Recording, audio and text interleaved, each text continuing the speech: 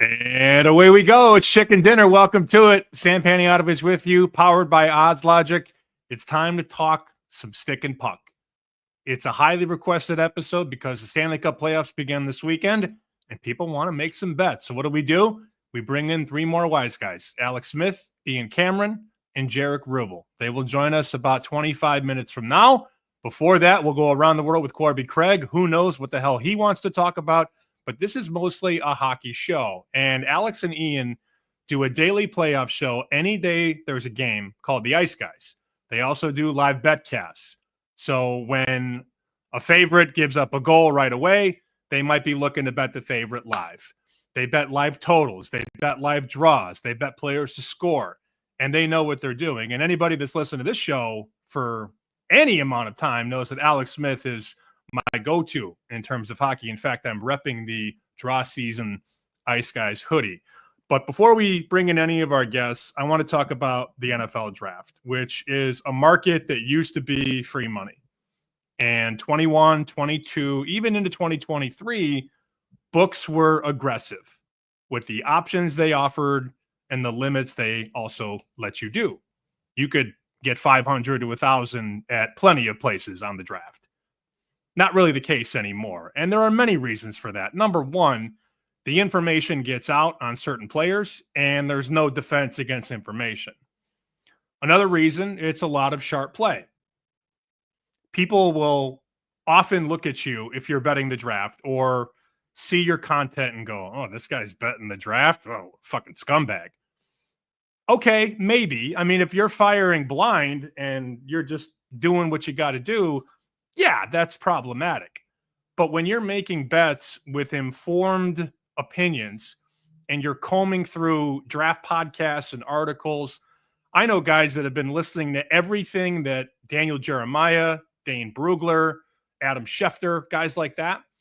I know people that have combed through everything 2 and 3 times per pop. And it is interesting because while most people on television are talking about Cam Ward or Shedeur Sanders, congrats on the retirement, by the way, the number retirement at Colorado, Abdul Carter, Travis Hunter, everybody's talking about those names. Those are buzzy prospects.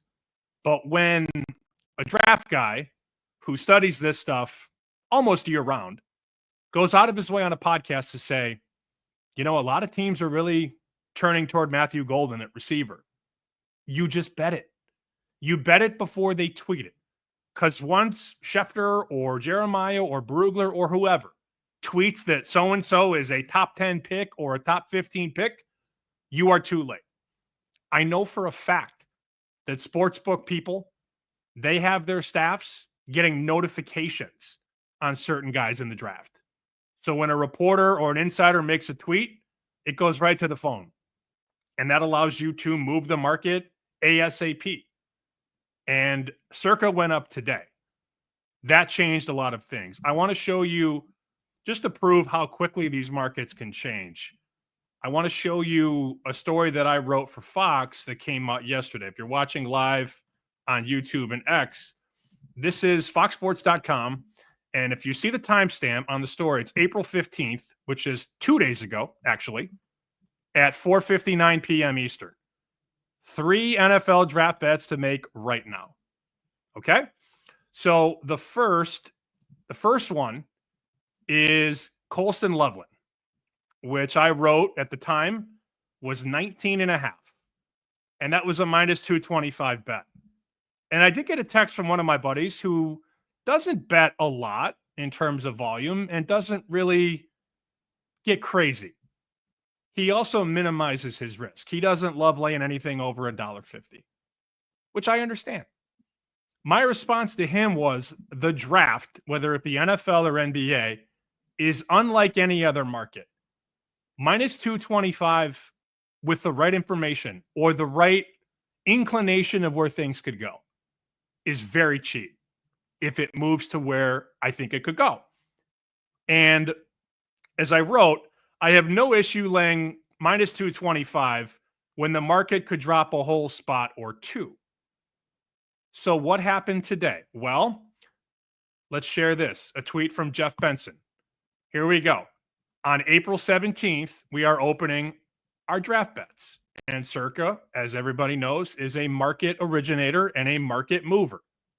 If 3 books are at a certain number and Circa opens lower, we get closer to Circa's number, if that makes any sense. They put up 15 to 20 players with $300 limits.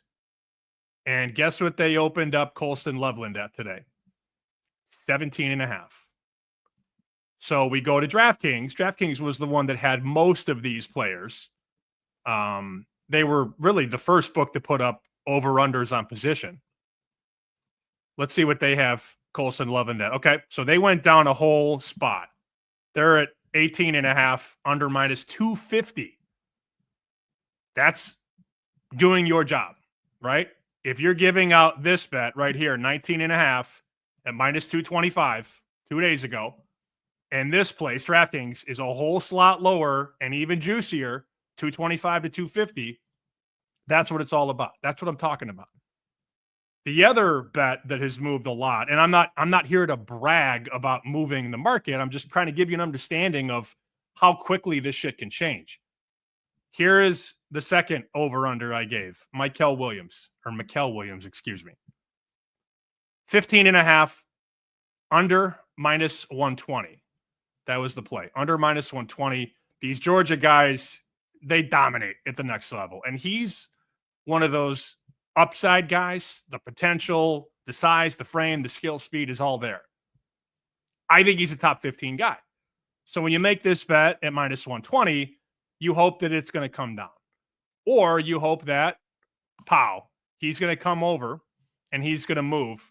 Current number at DraftKings, 15.5, under minus 280. That didn't last. So it's something that I've never been able to shake. So I'll tell a quick story. When Matt Humans were working at VSiN, and I've told this story on our show in the morning, Bet Sweats. Humans and I were told that Mike McGlinchey was going to be a top 10 pick. And that was at the time when you could bet a lot more stuff because books wanted to take a chance, at least in Nevada. This was 2018. So PASPA had just gone down and books were starting to come up in New Jersey and Pennsylvania. But Human said he's going top 10.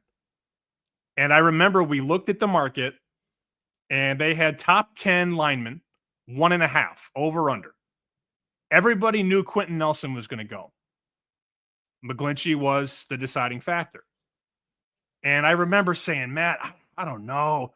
I was still a little young. I was a little naive. I don't want to lay 250 or 225 or whatever it was. And he said, Sam, don't be a bitch. Well, 2 days later, the over 1.5 went to minus 800. And a day after that, it was off the board. McGlinchey went 9th. The lesson to be learned is that the draft stuff, it moves so fast. And it is one of these markets where minus 180 or minus 220 or minus 250 can be relatively cheap considering where the market could go if you're able to peg this stuff right. The last thing I see, believe I see Corby in here. I see some of my guests rolling into the green room. Corby's on a tight schedule today. He's got a hard out, he tells me. So we're going to make sure he's out of here at 7:30. Last bet, which you can still make right now. I don't believe this has moved that much. Let me go back to the Fox story. So I talked about Loveland under, Williams under. Here's one at BetMGM. It's Matthew Golden to be the first receiver after Travis Hunter. So they key Hunter out of the market, knowing that he's going to be the first guy. And I don't know if he's a receiver or a corner. I don't know. But MGM separates Hunter from the market. So McMillan, at time of this publication, was minus 250. And there's been a lot of love and a lot of hype on Matthew Golden. He's the burner from Texas. Just gets up and down the field. And that's what the NFL is about. Getting the ball to speed and either blocking or getting the hell out of the way. Whatever you want to do. Either set up the screen or let's go one-on-one. And you got to tackle him or he's gone. So we bet plus 170 on Matthew Golden. Now, what was interesting is that Circa today opened, let's see, They opened 18.5 on Golden, but it got absolutely smoked. So here's the current market at Circa. McMillan is 18.5 and Golden is 16.5. So he's come down 2 slots. I haven't even checked, but I'm going to guess. Let's see. Let's go to this market at MGM, hit refresh. I'm going to guess that MGM has looked at the Circa market and said, uh-oh, we better change that. Yep, there it is. So here it is, right side of the screen. Look at this. McMillan minus 175 and Matthew Golden is now plus 120. That's how fast it moves. And I'm glad we're doing this show today because Circa released a few hours ago.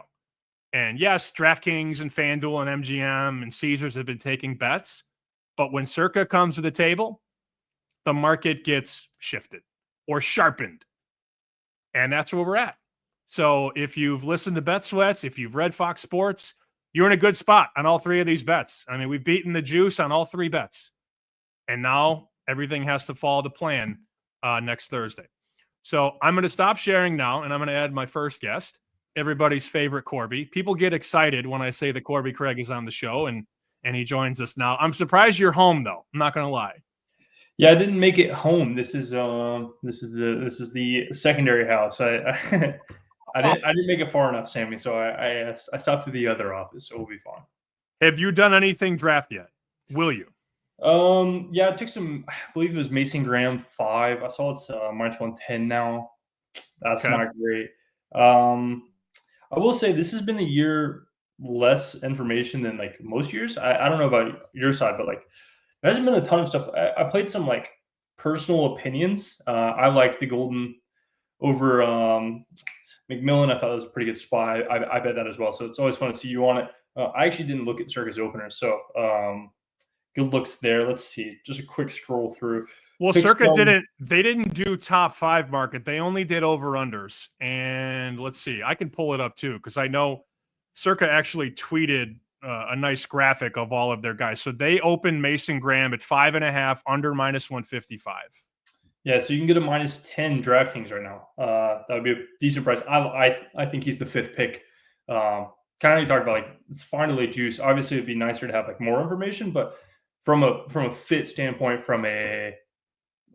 it seems like everything he's going 5th. So I like that. Minus 55 Circa, minus 10 DK makes sense. I don't have MGM's price in front of me. If you do, what's the question? Sorry, Mason Graham 5th.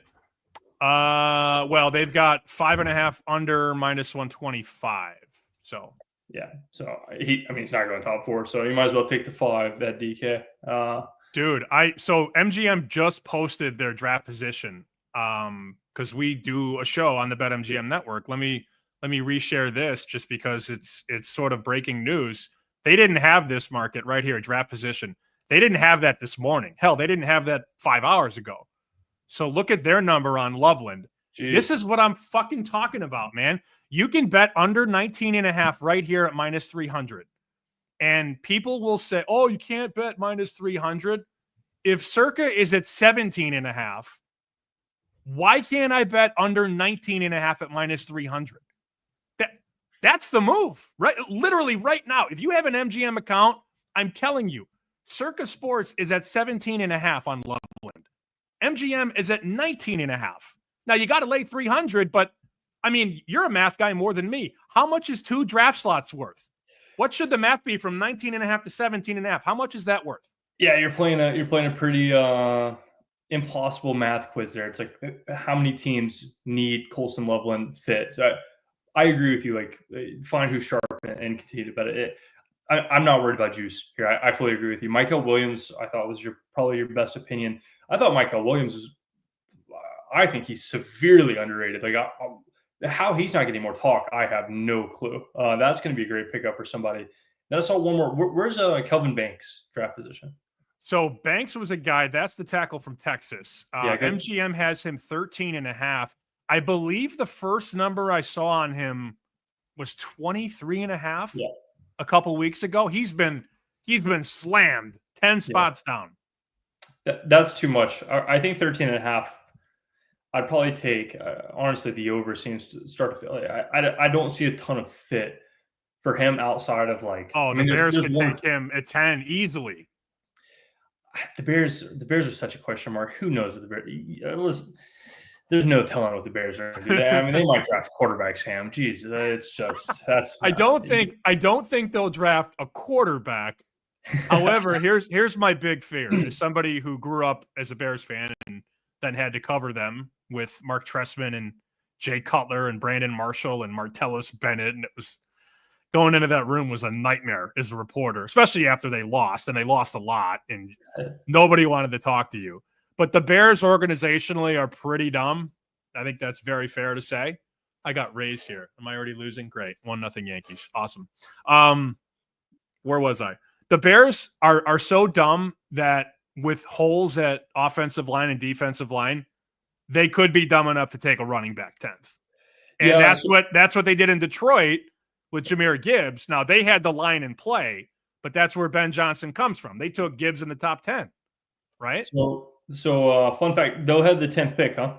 I think it's 10. Bears are 10. Actually, wait, Gibbs might have went 12th. But either way, running backs for years weren't going in the first round. Yeah. You know, people were down on backs. But yeah, Gibbs went 12th out of Alabama. So fun fact, your boys are favored to pick Ashton Jinky right now. Oh. Will be gone. He'll be gone, but yeah, he should be. I hope he's gone. I like him, but be a good pickup. Yeah, I think Banks would be a good pickup. When I saw this, I kind of like leaned towards the idea of the Bears picking the best player available, not really a fit. Like, listen, I think there's a lot of issues. So I thought Will Johnson, 15-1 was a pretty good pickup at overall 10th pick. Get you a defensive stable. I like the idea of like teams building around a single player on offense and defense. This is why I thought the Texans going with Stroud and Anderson was a good move. Like I think when you can find young bodies that are talented enough and have enough leadership, and Will Johnson seems to fit that. So I wouldn't mind that either. I took some 15-1 flyer, but I can't imagine it's him. So wow. Okay. See, I like that though. And I've talked to several guys who have said a lot of what you're saying because of the way the books aren't putting up all of these players. I remember one year Circa put up like 50 guys. Yeah. And they got smoked on a lot of them because they were putting guys up at 65.5 and they were moving 15 positions. They were taking 2K that year too. 2K, yeah. Okay, now they're taking 300. What does that tell you? And Benson said something about it. He was like, "Listen, why we're taking 300 out of the goodness of our heart. We're going to lose." Like, also something that I think I heard you talk about this recently, but we'll bring it up on the show. If you see significant draft steam, like I'm talking just abundant draft steam, in almost every case, don't fade it. Like there's not very good draft steam that is wrong. Usually it's okay to like catch a 110 flying to 4-1 and just bet the 4-1 because it's usually somebody who knows what they're talking about. I remember I was doing the TV show at Nesson. We were on every day at 5:30, half-hour show. And I got a text. I always had my phone on me. Granted, it was on vibrate. I didn't want it to buzz off on the show. But we were at commercial. It was about a 2-minute commercial break every stop set. And I got the text in all caps, "Go bet Stingley under." And this was the corner out of LSU. At the time, he was 11.5. And 3 days later, he's 5.5. And there were some people that were thinking, all right, well, maybe we can middle it now. Let's go over 5.5. We have under 11.5. He went third. So I got a text day of that was, "Hey, go bet Stingley 3." And I was like, dude, what? They're like, "Do you think it's weird that he's just so happens to be 2-1 now?" I was like, yeah, I mean, if you liked it at 60-1, you should, as crazy as this sounds, you should probably still like it at 2-1 in the draft. Like there's a reason that it moved that far.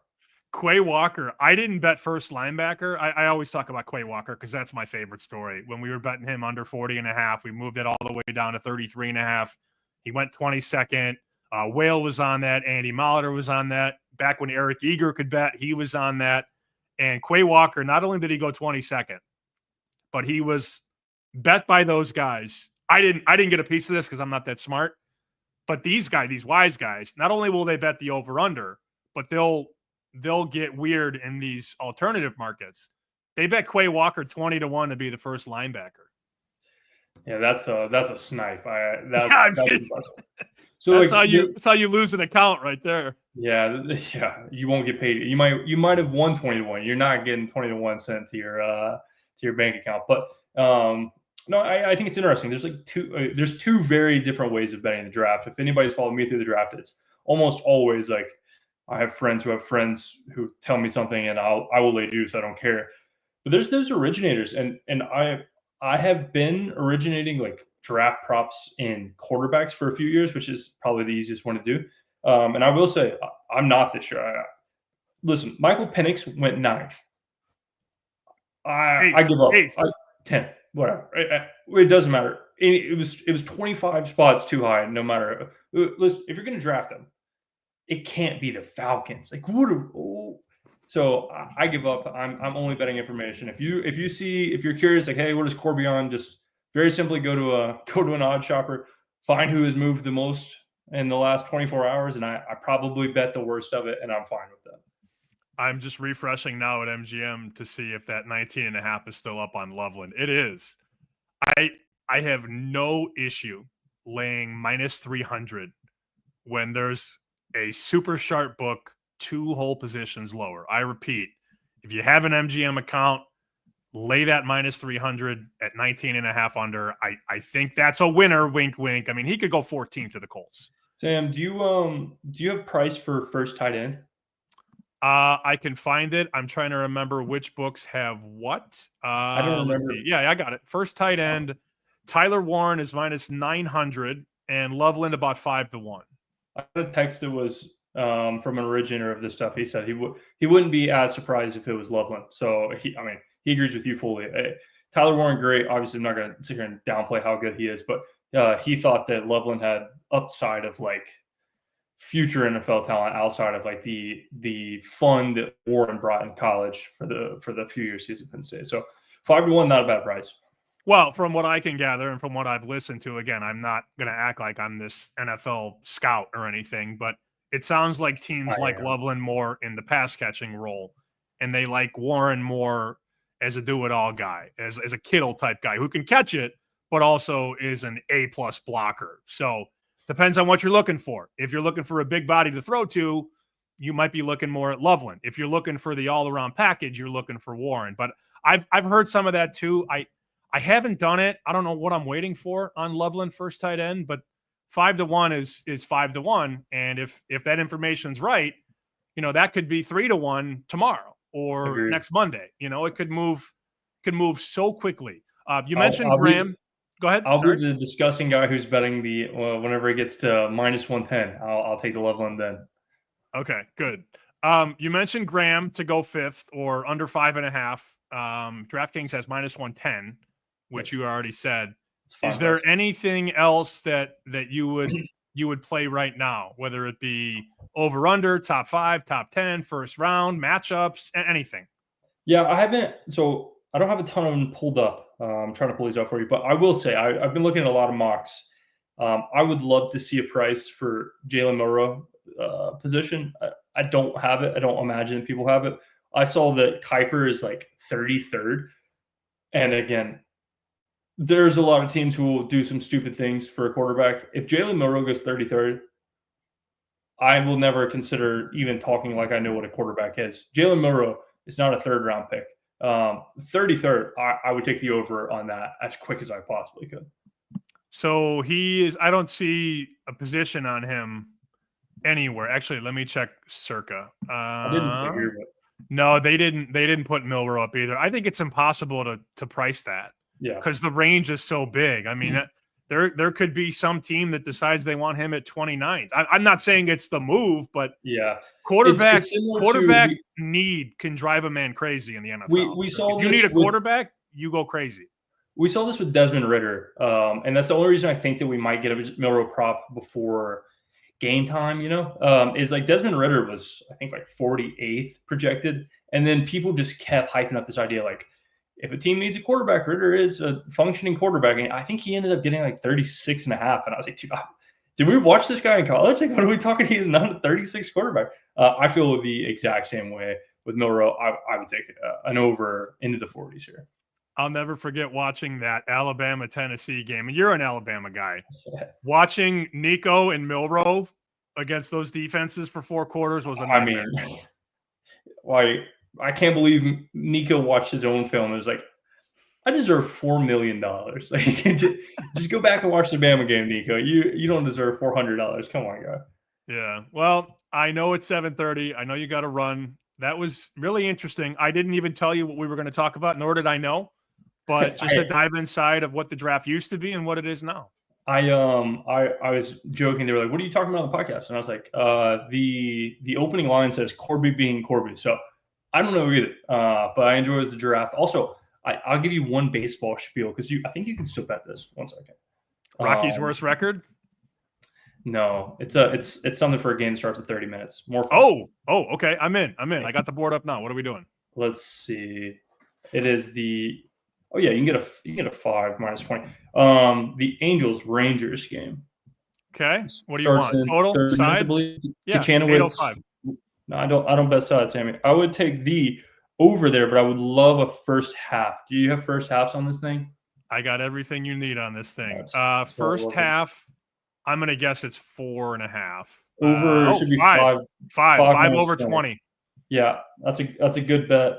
Let me see. And if you were a psychopath who has the ability to bet player props, Jack Kachanowicz over 1.5 walks.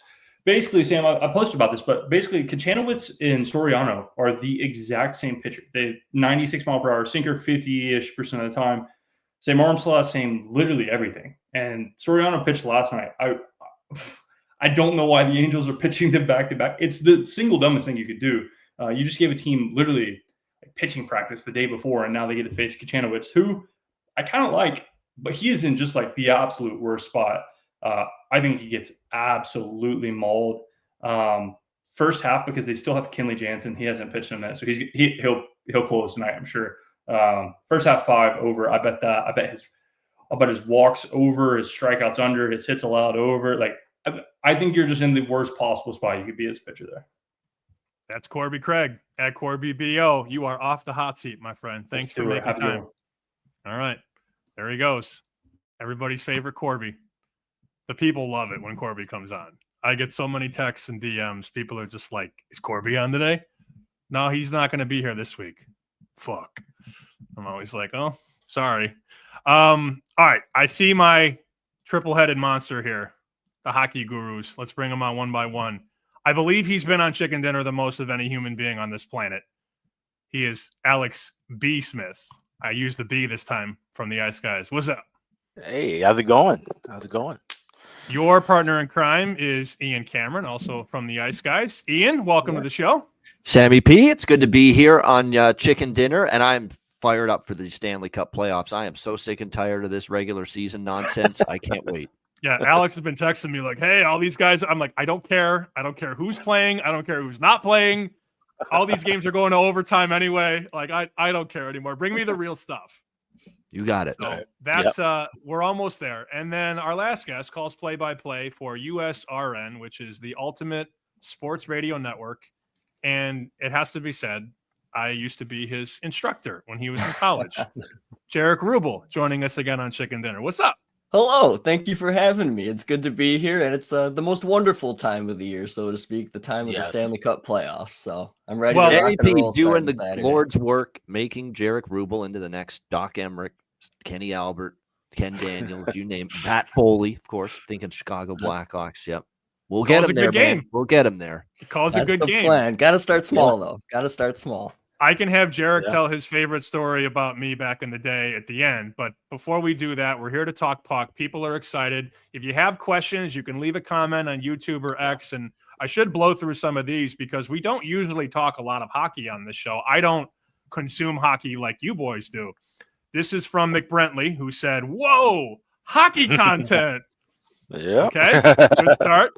This is from Steve Janowski, hopefully the real Stevie Janowski from Eastbound and Down. Cluck, cluck. Kevin Hilmer says, let's go. Alex B. Smith. Hey, y'all. Bach. Danny checking in. Draft and Stanley Cup playoffs talk. LFG. We got some emojis from my buddy Rob. There's Jaric with the Bach. Rich H., friend of the show. I'm going to like this episode. And how about this? I didn't know where we were going to start, but let's respond to this comment. Alex, we'll start with you. This is from Molly Walsh, who lives out here in Boston. And she says, the Habs are going to win the Stanley Cup. Interesting. That's very interesting. Yeah, I mean, I don't know. You get a about nice winning. price, man. Hell of a payout there if she's right. Yeah, they're the last team to get in. We've seen the last team to get into the Stanley Cup do some damage in history. So just a little bit. Yeah, just a little bit. So, all right, Ian, let's start with you, and then we can kind of go around and around here. I don't want to play traffic cop all show. As you guys know, I'd rather this be sort of a fluid deal, as tough as it is with us in 4 different locations. But when it comes to, betting on the Stanley Cup playoffs, what's the first piece of advice you would give to somebody who hasn't watched hockey maybe all season and now has money in the account and they're ready to rock and ready to roll? What's the first thing they need to know before they bet puck? In the Stanley Cup playoffs, pretend you didn't watch the regular season because it really matters not. It really doesn't. I think when you look at these series individually, playoffs are a completely different style of play, and Stanley Cup playoff success, as in winning games, requires a different type of play from every player. You've got to win puck battles. You've got to win board battles. You've got to be tough in front of the net and willing to take that kind of punishment. That's what's winning in the Stanley Cup playoffs the last few years. Look at the Florida team last year. Look at the Vegas team the year before. You've got to have that ability to go to the tough areas of the ice. You're not going to be able to dangle your way through both defensemen and make a pretty goal. Now, once in a while in a playoff game, maybe you will, but often it's going to require some serious grunt work in order to score goals in the Stanley Cup playoffs. I think another key factor in terms of the Stanley Cup playoffs, when you look at success versus failure, strength down the middle at the center ice spot, 4 lines of depth, including a third and the fourth line that aren't just going to be a bunch of cement heads and hit people. They can make meaningful contributions to the cause and the winning. They can win key faceoffs. They can play on the penalty kill, maybe even play on the power play on the second unit if they have enough skill in the third and the fourth line. And depth on the blue line is essential. If you've got a 1 through 6 on the blue line that is going to be able to, you can sustain an injury or two, be able to plug someone in, and they're going to be able to still give you good minutes and not be a liability and not be a turnover machine on the back end. That's significant. And of course, Captain Obvious, even a non-hockey expert is going to tell you goaltending is important, but obviously it is. Goaltending, obviously. But I think people just automatically, Sammy, they go to goaltending and say that's what's going to take to win the Stanley Cup is great goaltending. Yes, that's a big piece, but don't sleep on the depth on the blue line or the depth down the middle at the center ice position or 4 strong lines or the ability to go to the hard areas of the ice to make it happen. When you were talking about those depth guys that can do all these different things, I thought for sure you were talking about Marcus Kruger, and then you said power play, and I'm like, nope, not him. You can't do that, but he did a lot of other things. He was so good for that Hawks team. One of the many reasons that they won a handful of Stanley Cups in the 2010s. All right, Jaric, what's important to you in the Stanley Cup playoffs? Well, I mean, hell, Ian just nailed a lot of the nails right on the head there. But, the defensive pieces are very integral. I mean, if you don't have 5 to 6, heavy, stalwart guys, I'll get to Toronto because I do kind of think that there is more to him this year, but I'm going to use Winnipeg for an example. Josh Morrissey, Neil Pionk are your top pair, and Sandberg and Stanley are there, Luke Schenner there. They're a little grittier on the back end, but watching them in the playoffs year after year, they're not good with the puck on their stick. Josh Morrissey could only do so much as, a littler defenseman. He's a very good defenseman, but when it comes to how Ian talks about playoff hockey, just the size of these players, when you get, deep in the playoffs, he just can't keep up. And that Winnipeg team that got to the conference finals was Bufflin and Trouba, if you ask me. And, those are 2 heavy human beings. So I just think if you don't have big, huge human beings on the back end, you look dating back at least to the Pred Stanley Cup final run and beyond, starting in 2017. If your defense isn't built, you're not getting very far. And then the goaltending, absolutely. But to touch on the goaltending, I was going through this with my friend Jake since the 2016 season, because I really dove into this about 10 years ago.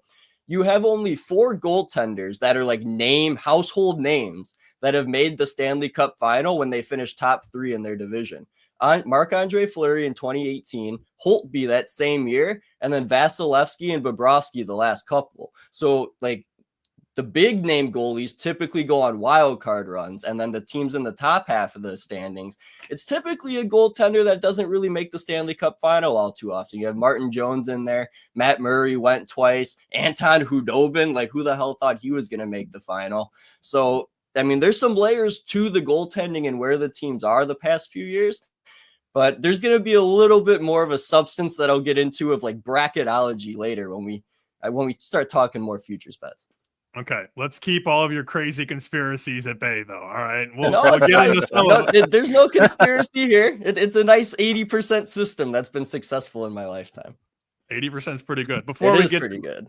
Alex's answer, I would like to brandish my almost empty bottle of Jameson Orange that apparently I got into over the weekend to this level. So we're a little low here, as Jackson Brown would say, running on empty. Alex, what's important to you? I know you have some Jameson there, so I'm going to pour myself my first of the day. And when I'm done and you're done, maybe we can cheers together. But when it comes to Bet and Puck, you've been on this show for many years. I'd say it's been 6 years now of you shedding light on how to bet hockey. What's important to you?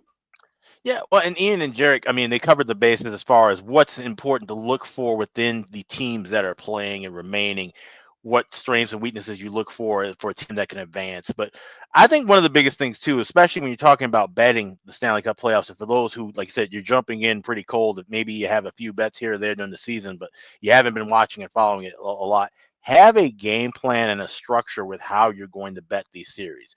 You don't have to jump in on all 8 series in the first round. Look for certain things. There's so many different markets now that are open thanks to legalization and books. You were just talking about earlier with the NFL draft, but the NHL playoff market has opened up to this whole new world now where you have in-series bets. You have things that are running. You don't have to bet everything before game one and you're just lockstep into it. So I think that's the biggest thing is have a game plan. Understand that because there are lines that are changing, things are fluid. Set yourself up for things. There's a lot of props. I'll talk a little bit as we get on about correct score in the series after 3 games.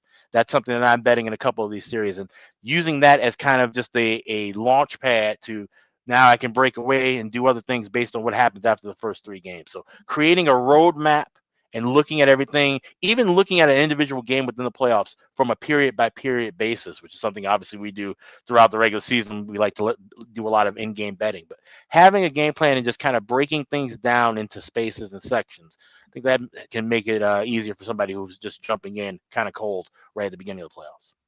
Pour yourself a shot. We're going to cheers in about 30 seconds. You don't have to ask me twice. Yeah. Well, I knew Alex would be. Alex is always like sending me bottles. He's like, "Look what I got for tonight." And I'm like, "Let's go." No, we're a bunch of booze hounds on the ice, guys, too. So don't worry about it. Yeah. I mean, look, some people it's more than booze too on the ice, guys. Some of the people that come on that show. Okay, so if you're watching on YouTube, gray-haired fella, but that's another story. Yep. Yeah. You're watching right now. Oh, is that a base? Oh, it's just foul. That could have been a bases clearing double there. I need the raise here, Ian. Sorry. If you're watching on YouTube and X, this is the place to subscribe. As you see, I subscribe to the Ice Guys. Over 6,000 subscribers. These guys are going to do a show every day that there's a game in the playoffs. They're going to be on, and they're doing a live betcast next Thursday. So this is the place to subscribe on YouTube. You can follow these guys on X as well. It's the Ice Guys. And again, I have I'm going to get out of the screen share here and show you the draw season. The very sexy Ice all the merch that you're seeing here. You can get all this at iceguys.myspreadshop.com. There's a 20% coupon code that expires at midnight Eastern. So that's one of my slogans. Can't find him with a telescope on the ice. Someone's not playing well. Yeah. I think that's the first time I've ever seen Ian standing up, by the way. That's amazing. We don't need to see the old man. That's why. Yeah. May have a sack fly here. Please score. All right, there we go. 1-1, Tampa. Sack fly from the 9-hitter. That's what it's all about. All right, gentlemen. Cheers before we do anything else. Salute to the Chicken Dinner Show, Sammy P, and the Stanley Cup Playoffs and the Ice Guys. Absolutely. Is that Happy holidays, yo. Driver? This is a IPA that is it's a new one, actually. Sophomore milkshake IPA with apple puree, blood orange, vanilla, citrus hops, and lactose. Very Ooh. tasty, delicious. Oh, okay. Well, Živeli, as they say in Serbia. Cheers, y'all. I could drink this all night. It's actually very scary. I was in Ireland, and we went to the Jameson factory. Well, the original one, because now they make it further away. Right. And I asked, we were doing the taste testing and the sampling, and I'm raising my hand. I'm like, "Where's the orange at?" And the guy looked at me like I was crazy. He's like, "We don't drink that shit here." And I'm like, "Okay, well, I like it. It's very, very good." Apparently, it's an American entity only, the Jameson Orange. Yeah. They don't do it in the old country, but Miami anyways. teas get shot to mix with that.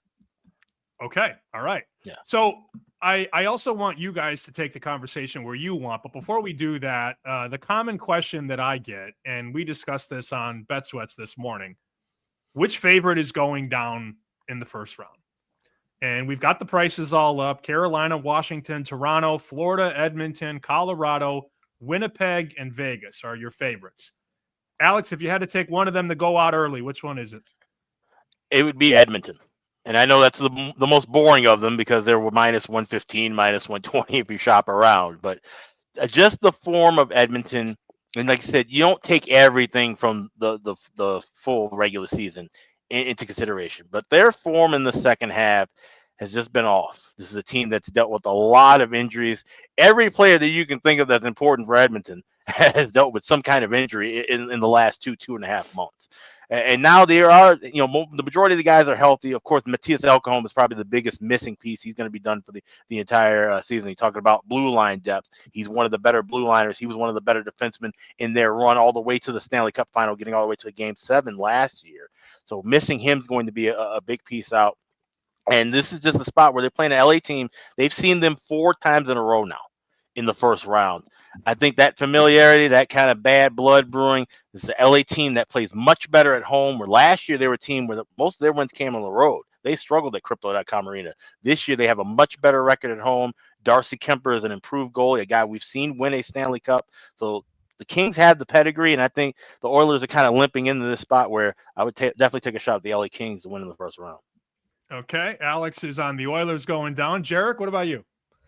I'm going to shoot my shot right here and say both 1 seeds, the Habs and the Caps and the Jets are going to lose in the first round to the Blues and the Habs. And to back up the comment that was posted earlier about Montreal, this is now the 4th time that they're going to play the 1 seed in the Eastern Conference since 2010. The previous 3, they advanced and they were in the Eastern Conference final that same season. And I think that there is a little bit of magic with this Habs team. Lane Hutson's just making magic on the back end. You still have integral pieces from the 2021 run in Suzuki, Caulfield, Josh Anderson. I think Jake Evans was there. And there's one other off the top of my head that I'm forgetting about, but they got 5 or 6 guys that went to the final in 2021. And then the Blues, I think, are going to take it to the Jets. They're the best team in the NHL since the Four Nations face-off, 19-5-4 record.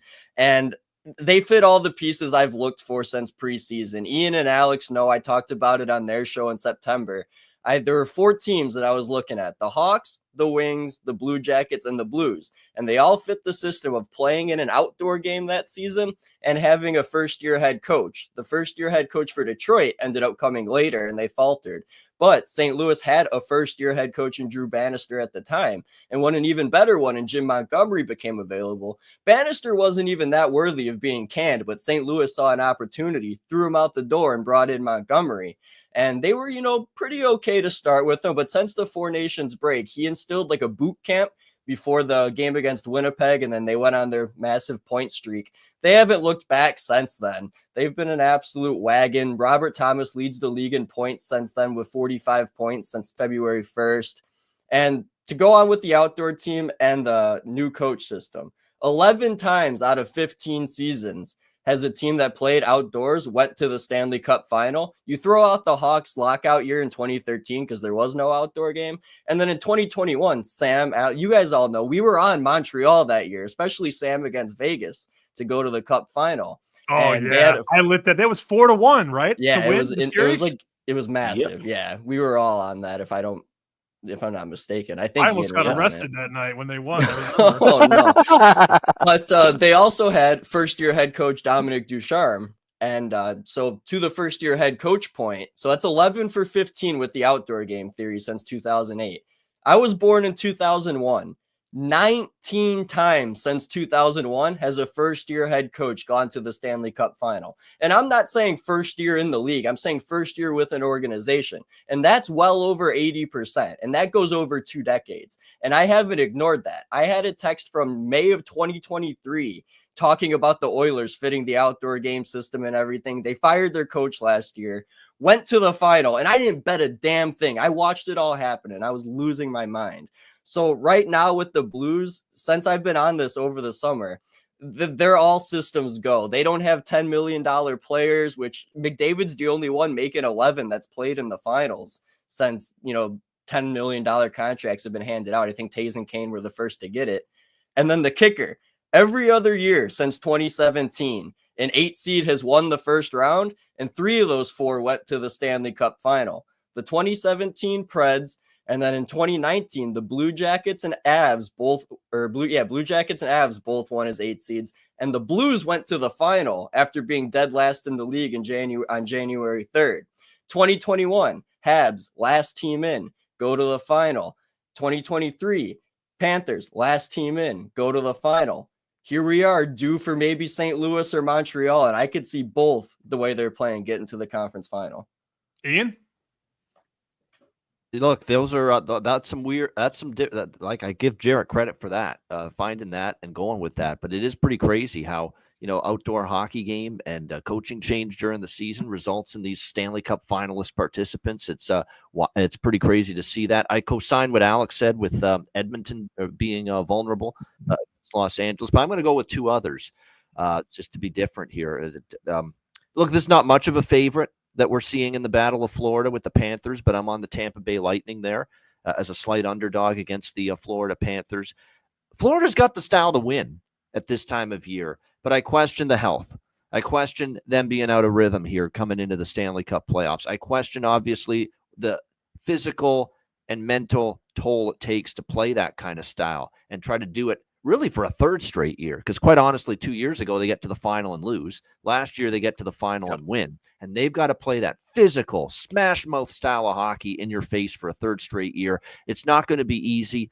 Tampa Bay now on the flip side, they've tasted defeat now after that run of multiple Stanley Cup finals appearances in a row. Vasilevsky, one of the best goalies in the world, had a much better season. Jake Gensel was brought here to be the guy at playoff time. I think he's capable of elevating. You've got Kucherov, you got Point. Don't look now, but just when we were questioning forward depth for Tampa, here's Nick Paul, here's Gage Gonsalves, and some of these guys stepping up down the stretch of the regular season, scoring big goals. I think their defense is good enough, especially as long as Hedman is available and doesn't get hurt. So I think Tampa Bay can knock off Florida. That's going to be a great series.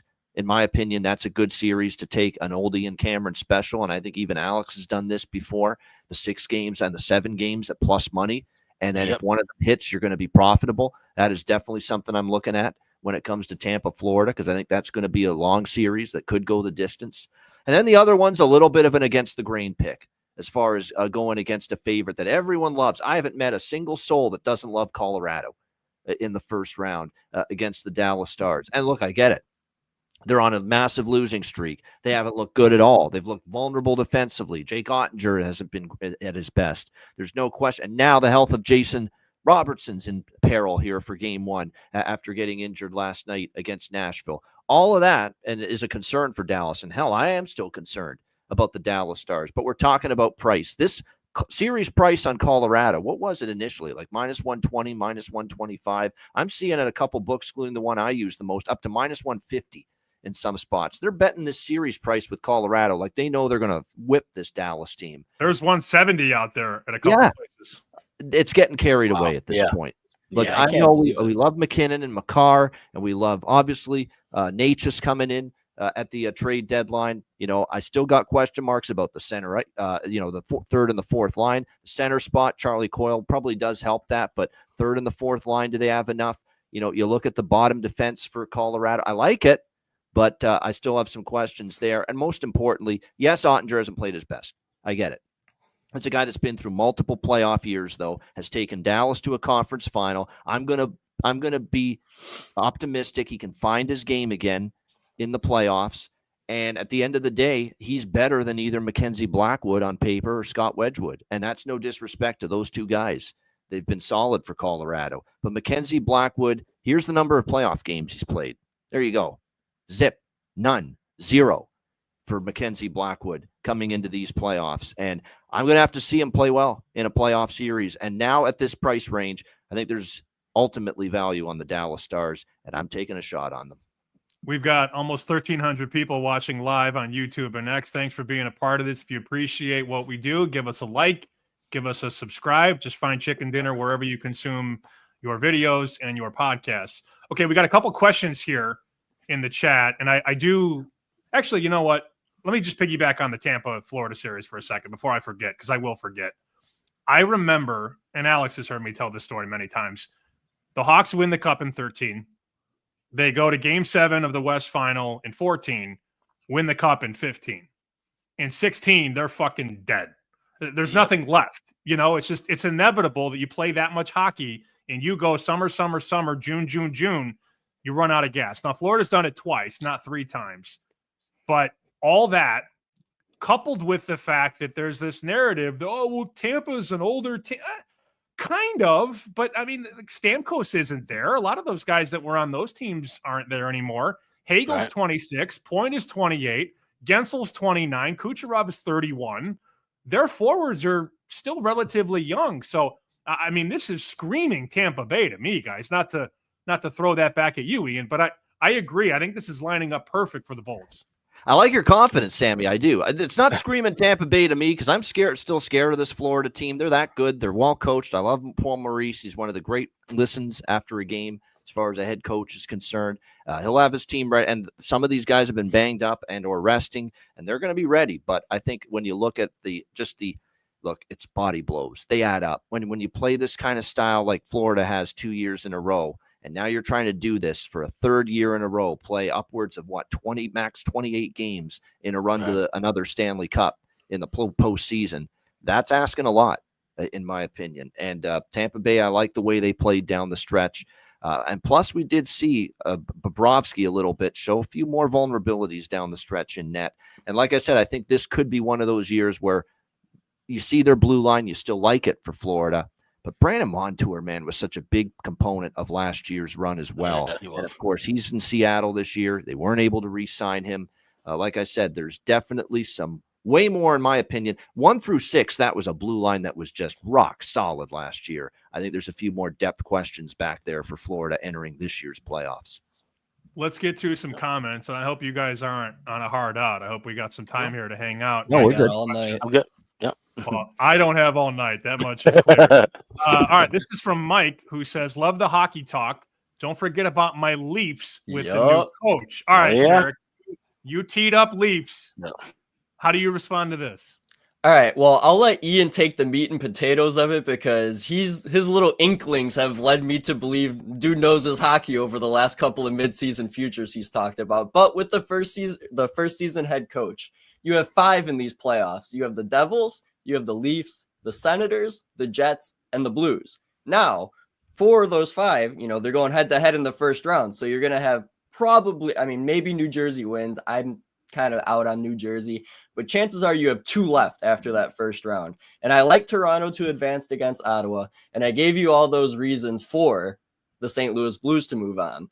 I just think this Leafs team has it. They have a nice matchup in this first round against Ottawa, and they proved to beat Vasilevsky in 2023. The way you guys broke down Tampa, I agree with all of it. And Florida, a lot of hockey, probably losing the first round this year. No Ekblad to start the series either.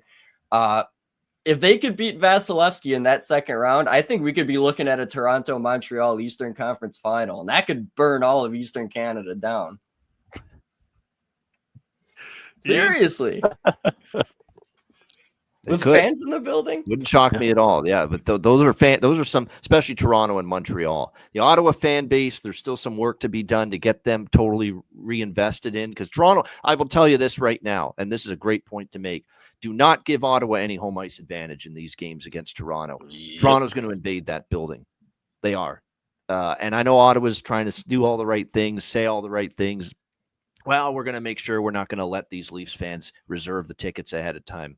They can do anything they want. They're not going to keep them out. Okay, Leaf fans are going to swarm that building. I think it could, maybe 60-40 Ottawa, but it's going to be close to 50-50 there in that. I've seen it in the regular season. Leaf fans invade Canadian Tire Center there in Ottawa. And I'm sure there'll be some Sens fans in Toronto, but nowhere close to the amount of Leaf fans that will be in Ottawa for those games. So that's going to kind of, and the Leafs really, and over the years, they sometimes at home don't play great and they get lulled to sleep, and it's a quiet atmosphere, quiet environment. I always joke that it's the wine and cheese crowd at the Scotiabank Arena in Toronto. But then the fans that are the real diehards, the passionate fans, the hardcore, they can't afford the tickets in Toronto, so they go on the road and cheer on the Leafs, go on the road when they go on the road trips. Those are the ones making the noise, and it's almost like they play better sometimes on the road. So don't be surprised and don't be weary of backing Toronto on the road in this series when they play in Ottawa. I like the Leafs in this series. I know they've had playoff failures past, but the way they've been defending down the stretch, the way Anthony Stolarz has played, he's had 3 shutouts in his last 4 starts, 8-0 run as a starter entering the playoffs. I just think Ottawa can't match them defensively. Ottawa's still prone to some breakdowns. There's a lot of good pieces on Ottawa. Brady Tkachuk's a heck of a captain. Batherson, Stützle, Shane Parlay Pinto, as I like to call him, has had a great season for Ottawa. But I think their blue line doesn't have the depth.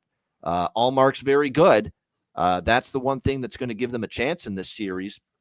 And I think the Leafs are going to be they're going to be pushed by Ottawa, but I think the Leafs ultimately advance. And I think their experience pulls them through. When you've gone through all these failures, like Matthews, Marner, Nylander, Tavares, and company, and now you brought in a hard-ass coach like Berube, who's drilled in defense and being responsible and all for the team, not for the individual. Look at Matthews. He couldn't give a damn that he has a lot less goals this year than he's had in years past. He's playing good at defensive hockey. He's playing for the team, for the wins.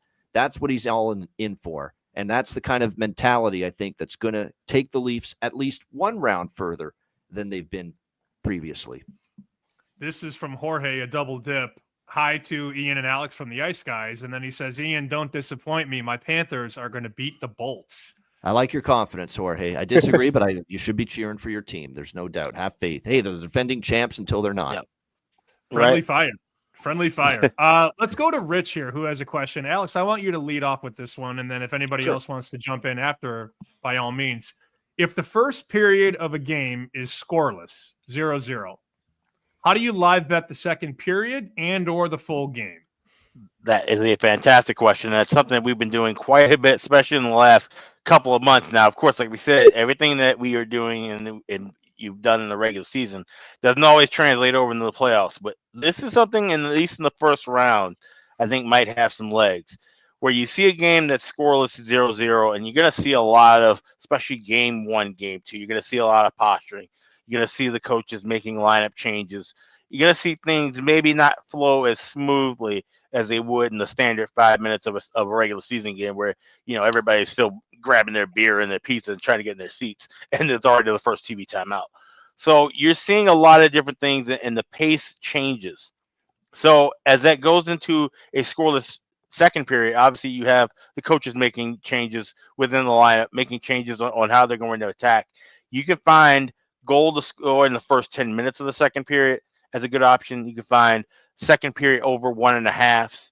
That way, especially if you're looking at a game where it was already lined at, I'm seeing a 5 even for one of the totals in game 1 for St. Louis and Colorado. We don't see those too often in the regular season.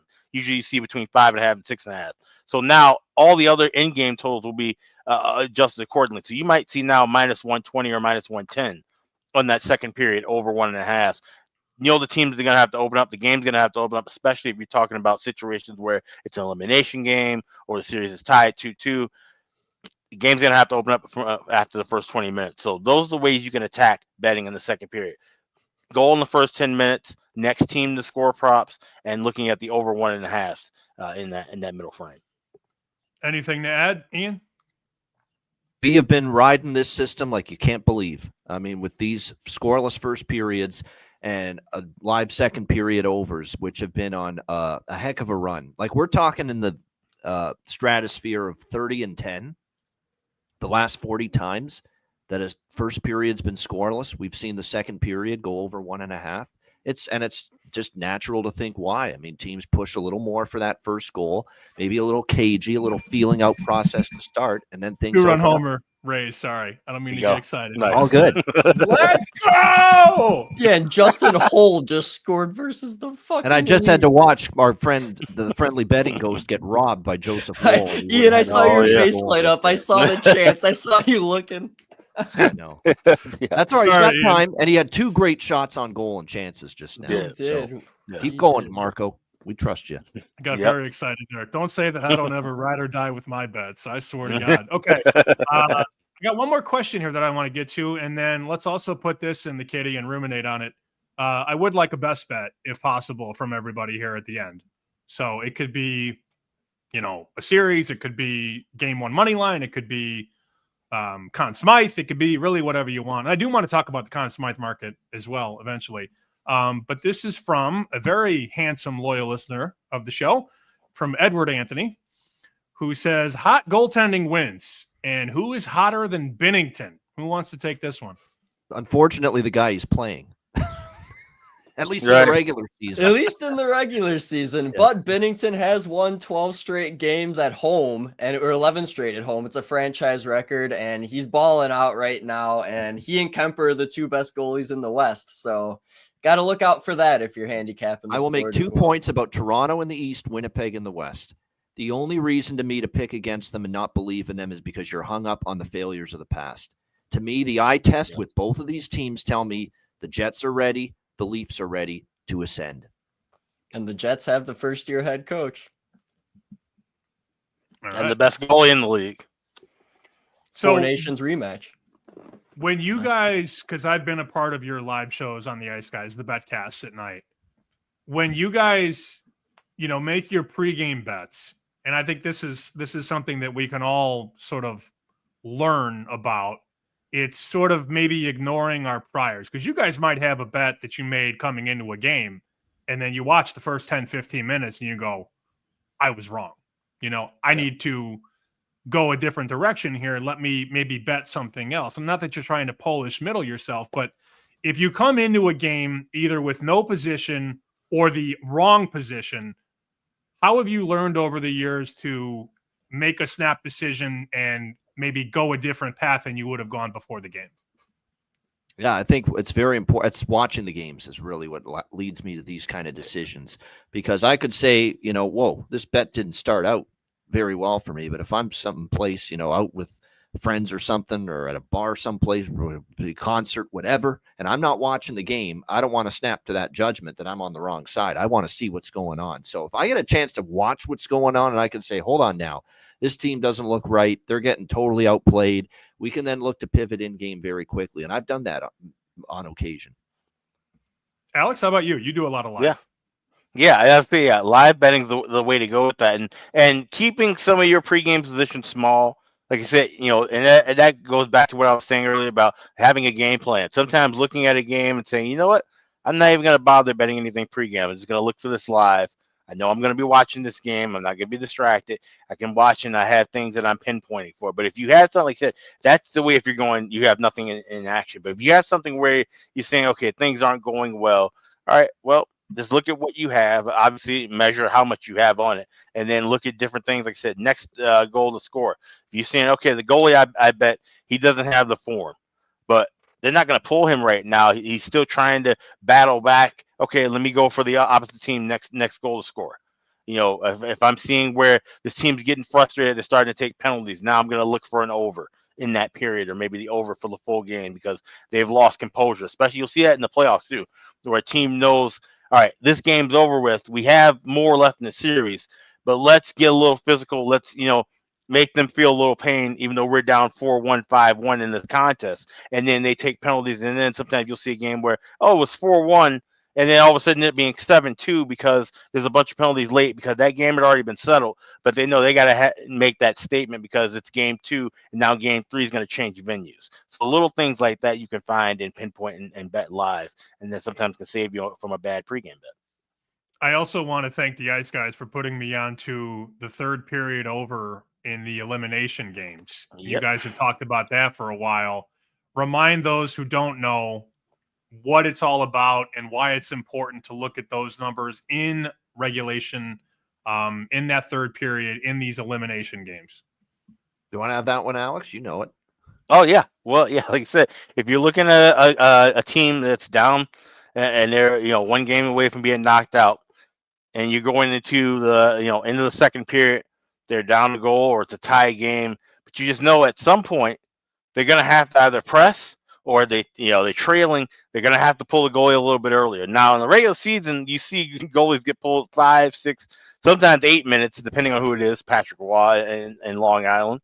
But normally back in the day, you'd see the last 90 seconds, 2 minutes. That's when a team would pull down 1, down 2 goals, get an extra attacker, try and climb back in the lead. But in an elimination game, it's all hands on deck. They're going to pull that goalie with 5 or 6 minutes left, so you'll have chances for the empty net. You'll see teams where, they're down 4-2, they pulled the goalie, it's now 5-2, and they say, screw it, we're going down the ship. They keep the goalie out, and they might go 6-2. So you can cash in, and you're either going to have to lay a price on the 1.5 pregame. Oftentimes it's adjusted to 2 or even 2.5. But that's fine. 2.5 is perfectly okay. Just like you were talking about earlier with the drafts, you can lay 150, 160 on a 1.5 because we're talking about a spot where we might see just 2 empty net goals in itself. Never mind goals throughout the entire 20 minutes. So there's a lot of value you can find in that. Betting the third period over in elimination games. Comment here from Mike, who's watching live on X. Very nice words for the boys here, talking hockey. Sammy, I follow hockey because I played all my life and in college. This is the best hockey handicapping I've ever listened to. Wow, we appreciate that, Mike. Geez, that's very kind. We strive for that. We honestly do. And we think we bring some of the best, if not the best. We really do. We truly believe that. And that's not being bragging or, trying to pump our tire. We just truly believe, and we give you great winning angles, thoughts, things that will profit for you if you take advantage. And these guys do it every day. They watch hockey all the time. And I consume enough. But with, college basketball, NBA, NHL, Major League Baseball, I bet more baseball than any sport right now. Is that down? That might be another run for the Rays. Go ahead, run on them. They don't want to run on Joe. I'm cheering for you with that one. I have the Rays in the over against that game. I'm an all sports better. So there's a runner at second, base hit to right, and as Judge was scooping the ball, he was licking his lips like, I dare you to go home. I wish you would. That's a little bandbox down there at Steinbrenner Field in Florida. The ball is flying in that ballpark. Yeah. Which, of course, the Yankees know about because they train there. So, yeah. While you guys were talking, DeBrincat got his 39th. I got him to get 2 tonight. So if we get 1 more for him, that'd be nice. 1700 milestone. You know who I want? I want our friendly ghost there. Yes, sir. I bet him straight as well. Yeah. It's got to be early, right? What is the second period? Yeah, it's about halfway through. Okay. Let's do Conn Smythe because I think this opens up several conversations, not only who you guys like, but I will pick some of the names that are volleyed out and show the range and prices because this is a market where books will shift their numbers based on what they have. I mean, if nobody's betting a certain guy, you might float him from 30 to 40. And then another book may have taken bets on this guy at 30 and moved him to 20. So you could see a hockey player on a really good team be anywhere from 20 to 30 to 40 to 1. Let's start with you, Jaric. When I bring up Conn Smythe and we look at the market and see some of these prices, what jumps out first? Just kind of going off the top of my head with the teams I think will go on a deep run. Like I mentioned, the Blues, the Leafs, the Habs. Like Lane Hudson, you can't ignore him, what he's doing for Montreal. I mean, if you like the Habs to go on a run and make the final, 60 assists as a rookie defenseman, that's out of this world. I mean, he's going to win the Calder Trophy. Maybe Cole Caulfield for the Habs as well. Nick Suzuki's right behind Robert Thomas for the Blues in terms of points since the Four Nations. I was looking at John Tavares. I'm not going to lie. For the Maple Leafs, he's all the way down to plus 20,000. That's a price I do know off the top of my head. And it's his final year under contract with the Leafs. I like them to go on a run. And, he's a playoff performer with the Islanders. He showed up in big moments. He got the winning goal for the Leafs to get him out of the first round terrible, hump they were in. I mean, if the Leafs go on a run, why not John Tavares to keep pumping the tires in Toronto and end his tenure there on the right note? Alex? It's interesting. And the way I look at the Conn Smythe is kind of an extension of who I like to win the cup. Now, last year we had one of those rare moments where you had a guy, Connor McDavid, not win the Stanley Cup, but win the Conn Smythe Trophy. That's only the 8th time I think that's happened. The first time a player has done that in a very long time. So I don't imagine we're going to have that this year. So the way you should look at anybody you like for the Conn Smythe is you're assuming they're also going to be winning the Stanley Cup. So with that being said, I would be looking at it's boring, but the favorite of Nathan McKinnon is the person that I would be looking at. But for a long shot odd, and we talked about the LA Kings, how we liked them in the first round. 2 players from that team I would take shots with now, and I'm seeing him. You can get at MGM 100-1. Darcy Kemper, goalie for the LA Kings, who has been red hot. He's arguably been, like I said, the best goaltender in the Western Conference, not named Hellebuck. And you can also look at Adrian Kempe, who, if the Kings are going to win long term, it's not going to be Anze Kopitar and Drew Doughty, the old guys. They're still there, but those guys aren't the main pieces anymore. Adrian Kempe is one of the guys up top who's going to have to come in with a lot of goals and assists and points to get this team to where they're going. So those are shots I would definitely take, because if they win the first round, 75-1 for Kempe, 100-1 for Kemper. Those prices will not be around in that second round. So you mentioned Kempe. Let me just throw this guy out there as an example of a guy with range. I see a 55-1, a 60, a 65, and a 75-1. Yeah. So if you're going to bet $100 and this guy ends up leading the Kings all the way and they win the cup, you make a $100 bet at one place, it's $5,500.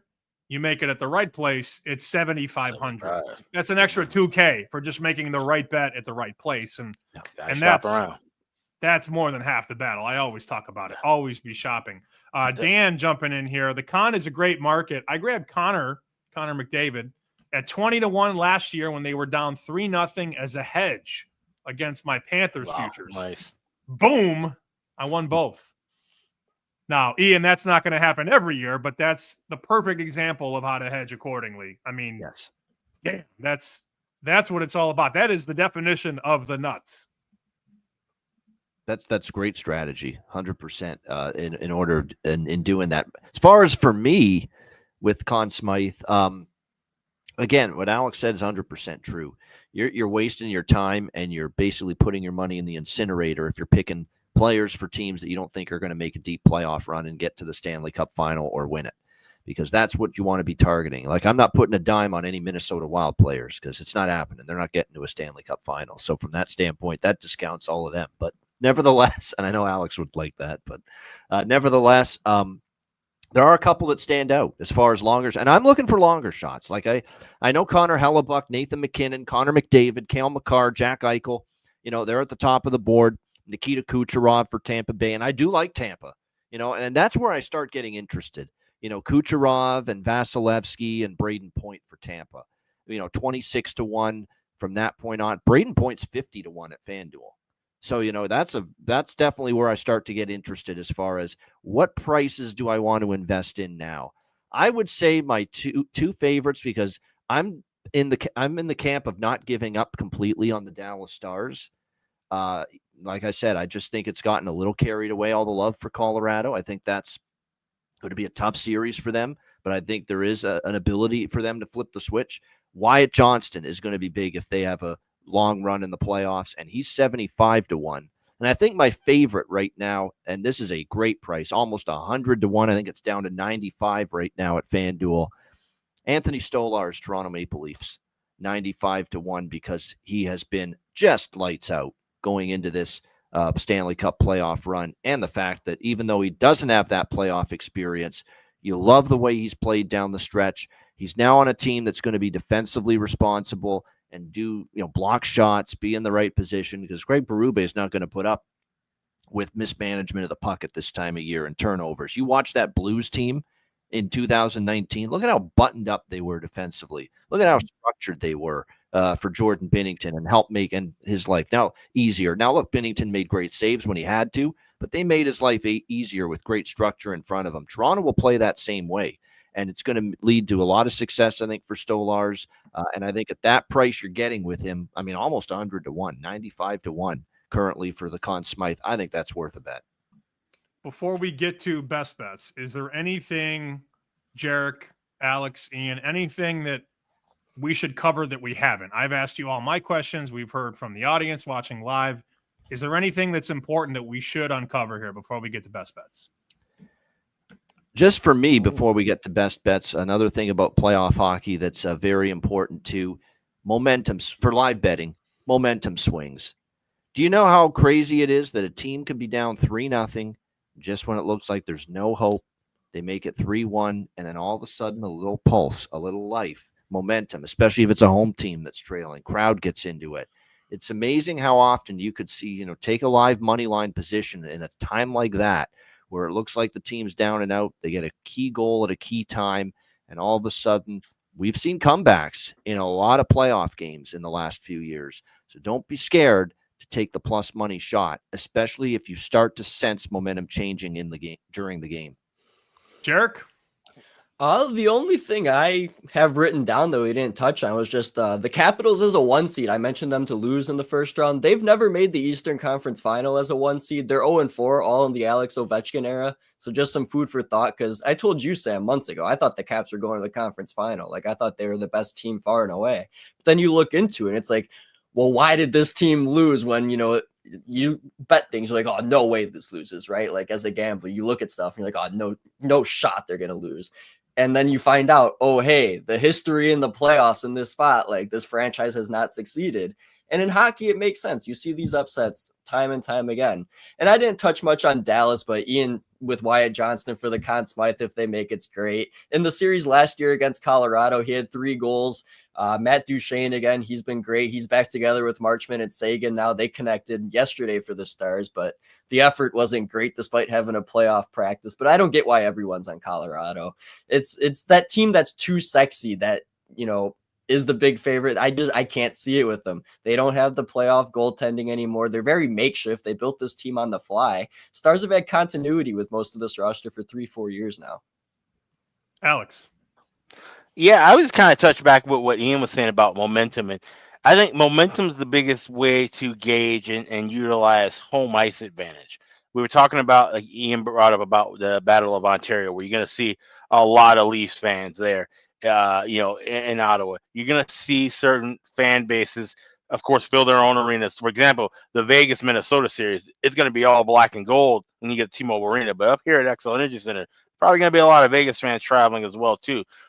I don't use home ice pregame. Home ice is more of a factor in game and looking at that, like I said, momentum swing. If you got a home team down 2 goals, yeah, I'm definitely looking to bet on them next goal, bet on the money line, more so than a road team. But also knowing the road teams, and the thing you'll see as you get into the second, third, and ultimately the Cup final, the teams who know how to take the air out of a building on the road.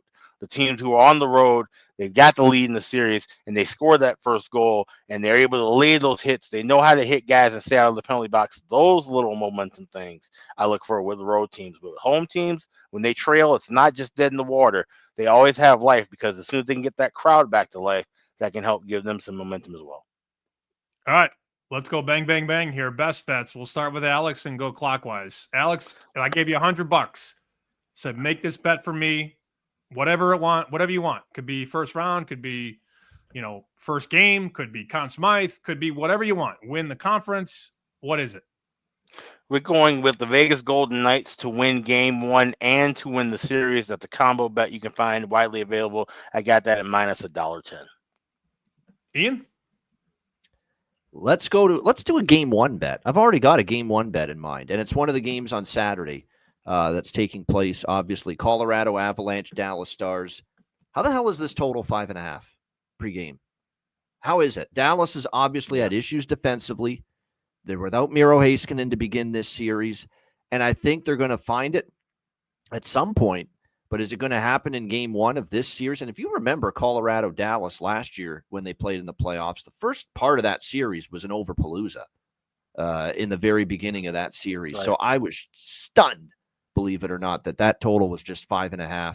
I think there's goals there. Colorado, I think, can score on Dallas. Ottinger still, I think, has got to find his game. The defense does. And as much as Dallas struggled down the stretch, don't you dare negate that firepower that they've got. Even if Robertson doesn't go, there's still a lot there with Hintz and with Mikko Rantanen against his former team. And you look at Mason Marchment And obviously, Matt Duchene's had a great year. Oh, and Tyler Seguin, and that line is reunited. That Seguin, Marchment, Duchene line was phenomenal for them. They were put back together against Nashville. They got Dallas's only goal. They've got depth. Wyatt Johnston, a playoff performer last year. 5.5 is just too low given the situation. Let's go with Colorado, Dallas. Game 1, Saturday, over 5.5, -120 for a best bet. Jaric, bring us home. All right, home stretch. In terms of Saturday, Jets home games, first home game of a series since they've been kind of reincarnated back into the league. They're 8-2 in that first home game to the over. That one of those 2 losses was against St. Louis, but we've seen Hellebuck get super shaky in these first home games to where the Jets go back and watch those home games too. They're down 3 goals in at least 3 of them. Vegas, they were down 3 goals in one of them. Nashville, they were down 3 goals, one of them. And that maybe not another one, but there's at least 2 I could think of. Oh, Edmonton, they were down 3 goals too. They came back and won right away, or at least forced overtime. Overs go crazy in the first home game of Jets series. I put 250 of my own on the Blues to win the West. So there's that. But if I was putting 100 of your own money on something, I would look down the board here. I like the Kings to win the first round matchup against the Oilers, plus 115 I saw. Without Ekholm for Edmonton, since he was acquired at the trade deadline a couple years ago, he and Bouchard have been the shutdown pairing for Edmonton. Their plus minus is awesome. They outscore teams at will when they're on the ice. Without Ekholm, I think it's going to be a very different look for Edmonton down the playoffs. And this LA team at home, they're sturdy. I think they could get it done even if it takes 7 games. 3 hockey handicappers and 3 different bets. Got a comment here from Ryan. Let's go Ice Guys with 3 ice cube emojis. So definitely one of your guys. All right, I teased this off the top. We have discussed so many things about handicapping hockey playoffs and strategies and investments to consider. But I did tell everybody that I did have Jaric as a student in college. And I don't know what he's going to say, but what is your, I don't want to say favorite story, but what is there to share about me telling you what to do as a young college lad? All right. Well, there's going to be 2 parts to this. One will make you laugh. One will be a little heartwarming. So the first part of it, like throughout high school and just like into, media school and everything, I always dealt with like people not like believing with what I'm telling them. And just like I was always doubted pretty much. So I always had the urge to like prove people wrong. And Sam would just listen to me talk. And he was like one of the first few people from like a higher up source, that, made it in an industry or, had some sort of credibility to him that believed in what I was saying and was telling me like, hey, go out there and write this, go put this out on the internet, like believe in yourself because you're actually good at what you're doing and you make a lot of sense when you talk to me.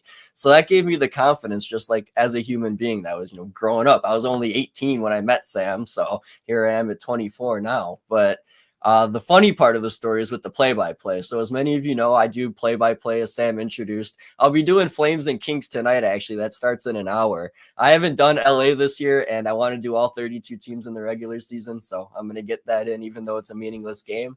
But we were doing Chicago Dogs games, and he had this photo of an old grandma, and he said, you got to put this up in front of you because time and score. She can't see shit, and she probably can't hear very well either. So you got to remember, just hammer time and score time and time again because nobody has eyes on the product when you're listening.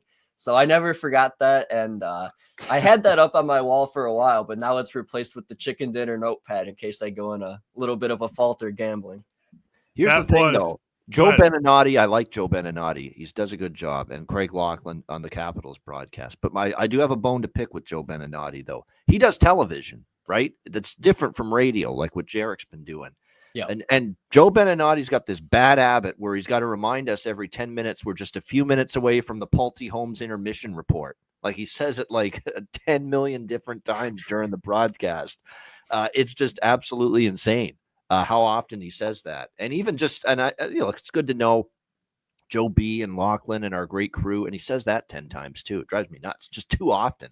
Say it a couple times, okay, but 10 times he's saying it during the game, it feels like. But that's Joe B. That's the way he does it. Right. We had to print out a picture. It was like an 85-year-old woman with glasses on. It was kind of doing one of these, like trying to look at whatever she was looking at.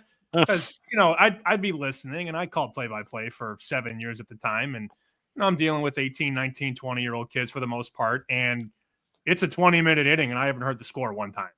No. And then I'd watch the shortstop would drift behind the bag at second for a certain hitter, and no mention of that. So I said, imagine that this lady is listening to the game. Right. She can't see, and she probably can't hear. Be as descriptive as you possibly can. And I actually slapped it. I slapped it on the window in the booth because, you got to tell me where the outfielders are. You got to tell me is the runner being held on at first. How big is the lead at second base? Where's the third baseman? Is he up with the bag or is he deep on the dirt? These are things that somebody listening can't see. So you have the radio descriptive broadcaster has to give the listener the eyes to see. Yep. Simple as that. Yep. Absolutely. And I'll be doing most of the Stanley Cup playoffs on Mixer, and I'm going to try on YouTube as well. Just type in my first and last name. I'm going to try streaming it on there with Facecam, but I'll be live almost every day unless I have to close at my other job because the grind starts now for 2 months, and this is the best time of year. Everyone brings their A game. Speaking of best bets, which we just did, a certain Ice Guys show best bet from yours truly, 4-0 Jackets. So we're very happy about that. Very nice. There we go. Well, you can listen to Jaric call the games. You could listen to Alex and Ian. You can watch Alex and Ian as well on the Ice Guys. Gentlemen, this was a lot of fun. We went about an hour. I know people have appreciated your time making this on a Thursday night. So thank you for joining us and good luck during the playoffs. Thank you for having me. I appreciate thanks for having us, as always. Thanks for having us, Sammy. We can't wait for you to join us for a few of these betcasts coming up in the playoffs. Well, the problem is I'm empty. It's over. No, not tonight. You're going to have time to refill and restock. We'll be up till 3 a.m. in an after party as well. After party we'll have. That's for sure. See you, boys. One last Thanks for year. having See me. you guys. Thanks for Oh having yeah, us. you know what? Cheers. You're right. You might as well. You Yeah, might as well. might as well. I'm gonna wrap this up. Let's powwow in the green room after this is done. There All you right. go. All right. You know what? I'm gonna say goodbye while my guests are here. Before I do that, I'm gonna bring up this comment from Jake. I know Corby will appreciate this. I'm sure he's still poking his head around somewhere. I am in the camp of never missing a show if Corby is on. Amen. Makes sense. No better way to wrap this show than that. Thanks to Corby Craig, to Alex B. Smith, to Ian Cameron, and to Jaric Rubel. Until next time, this has been Chicken Dinner. Good luck, cash some tickets, and make some money. We'll talk to you next time.